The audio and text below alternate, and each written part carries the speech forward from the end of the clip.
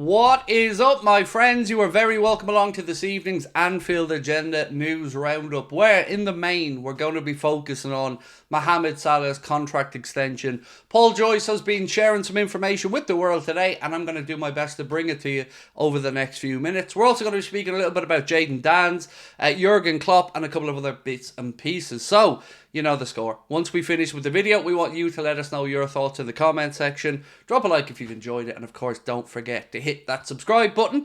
Now, the good news is, at least I hope it is, I'll be back tonight at 8:45, where we will go through all of these things in far more detail. And tomorrow, big day on the channel, because I'm recording with David Lynch at 3, so that should be out about 5 o'clock. And then I'm recording with Mr. Darragh McAnthony, the Peterborough United chairman, and of course Liverpool fan, and that should be out on Thursday. So let's get stuck into it, my friends. As always, though, don't forget to subscribe to the Anfield Agenda Clips channel if you haven't done so. You can see the link in the bottom right hand corner of the screen with the QR code. We really would appreciate you helping us try to get that to 100,000 subscribers. It's currently at 35, so we're on the way. Right, let's get stuck into it. So, starting off with a bit of news around Jaden Dans, and it isn't around an injury update, I'm afraid, but Jaden Dans has signed a long-term deal with Adidas until 2029. Now, as we know, Adidas are going to become Liverpool's kit manufacturer from next season, so this is a good tie-in for young Jaden Dans, and great to see him getting that recognition already. Hopefully it is a great career ahead of him, because we all very much believe in Jaden Dans' ability, so well done to him. A bit of a mad one here that has nothing really to do with Liverpool, but it's coming out of Spain. It does involve the Premier League, so we thought we'd bring it to you.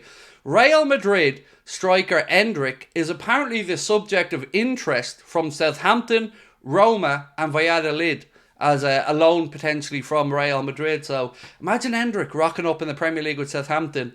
Obviously, he won't be doing it before we play them at St Mary's on Sunday, but there you go. Bit of a strange one. Now, so we've mentioned over the past few weeks about Kelleher, his future and what that may involve. We had speculated that maybe Chelsea were going to be of interest, and then weirdly, yesterday it appeared in the papers that Chelsea could be a destination for Kelleher. That has been rubbished out by Fabrizio Romano, who has said Chelsea are currently not working on a deal to sign Kelleher from Liverpool, despite recent links. No discussions with any goalkeepers at this stage. They should be, though, so if they're not, they should be looking at Kelleher. Now, obviously, as a Liverpool fan and an Irishman, I don't want to lose him, but he is certainly better than Robert Sanchez, so if I was a Chelsea fan, I'd be hoping there was truth in those rumours. Now, Paul Joyce has been speaking about Mohamed Salah and his contract situation, and it looks as if, unfortunately, as of now, we have no breakthrough in this negotiation. Now, it also doesn't mean that it isn't going to happen, that there isn't a chance the breakthrough comes, but I'm going to read you through a few bits that Paul Joyce has been quoted as saying, or writing, I should say. There were times during the previous round of negotiations with Mohamed Salah and Remy Abbas Issa 2 summers ago where a resolution also seemed unlikely. So as you can see there, Paul Joyce feeling like, yes, it is a little bit unlikely at the moment that we'll find this breakthrough, but not impossible. Goes on to say, there is little doubt that Salah's first thought is to remain at Anfield beyond next summer.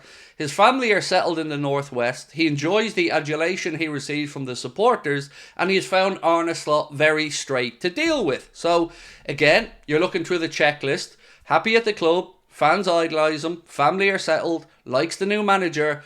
So once again, this feels like it's coming back to the owners and the money. So let's move on. He said, thus far there has been discussions on an extension, but still no breakthrough. Also said a solution for Mohamed Salah's contract extension is more complicated than simply a remedy of give him what he wants. Now, I'm going to stop it here for a second, because this is, once again, in my opinion, the fans being hoodwinked. It's more complicated than a simple remedy of give him what it wants. It really isn't. It is give the man the 2 years that he wants on the money that he's currently on. It shouldn't be any more complicated than that. It goes on to say, for Liverpool, it's about the allocation of resources, not a lack of them, and the strategy that shapes that. They want to keep their best players while also protecting the club in the long term.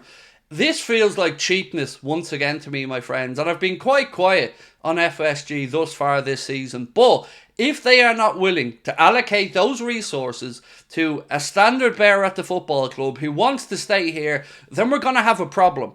This nonsense about it's about the allocation of resources, not a lack of them. We're not talking about a club here that have 6, 7, 8 players on 300, 350 grand a week. We're talking about one of the biggest footballing institutions in the world, turning over one of the highest amounts of money in the world, and yet again, we're getting this guff, this nonsense about allocation of resources, protecting the club in the long term. Here's what might protect the club in the long term: winning.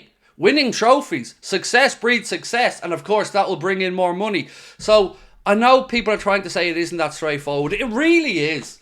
And again, I'm getting fed up of it. I'm getting fed up of told that these owners are incredibly smart businessmen, that they've brought in loads of commercial partners to the club, that we're turning over a load of money, and once again we're crying poor mouth. I'm quite frankly sick of it. FSG need to put up, get these contracts tied down, or disappear, because it is unacceptable. Liverpool fans are not going to allow them to simply cheapskate their way out of this one. We've seen what happened with Mookie Betts over in the Major League Baseball. We're not going to let that happen to Mohamed Salah. He wants to stay. Give the man his money and get the contract done, because it is an embarrassment to the club at this point, and the fans deserve better than this nonsense or an allocation of resources. Come on now. He's currently on those wages already. So extend them through and stop cry-arsing about the wages and about the money, because it is embarrassing at this point. Don't back the manager in the window with money, and you won't pay the wages either. What are the point of FSG if they're not going to actually do their job as owners and sustain the football club? It is nonsense. Once again, we're being treated like we're on the brink of oblivion, like we're just about to fall into administration or something. It is tin pot, it is embarrassing, and we deserve better. So that's my take on the Salah situation. There is no way that they can get away with not extending. There is no way that Virgil and Mo should not be extended. And if they aren't, fans are going to backlash. It is that simple. If they can't see that, I can't help them. But Mohamed Salah wants to be here. The fans want him to stay. They've made their voice very clear. It's up to the owners to get it done. There is no excuses now. Get it done or piss off. It's that simple. Right, next up. Sorry about the rant, by the way. Next up. A little bit on a story that came out around the time Jurgen Klopp was here. And I can't believe I'm about to read this out to you folks. Paul Joy said, "It is understood that it was Mike Gordon who ultimately decided to renew Salah in 2022 was sensible because of the use of resources. That has proven astute, especially as one of the options understood to have been discussed by Klopp was to replace Salah with Antony. If this doesn't give us an indication that Jurgen Klopp's time in charge of transfers was a little bit hit and miss, and why we should be sticking with Edwards in that regard, I don't know what else to say. Imagine we did not renew Mohamed Salah and we ended up with Antony. So here we are again in a similar situation where we have a chance to renew Mohamed Salah. So let's just do what we did the last time and renew Mohamed Salah, because we don't want an Antony coming through the door, do we? So that is it for me, ladies and gentlemen. Now it's over to you to let me know in the comment section if you're as angry about this as I am.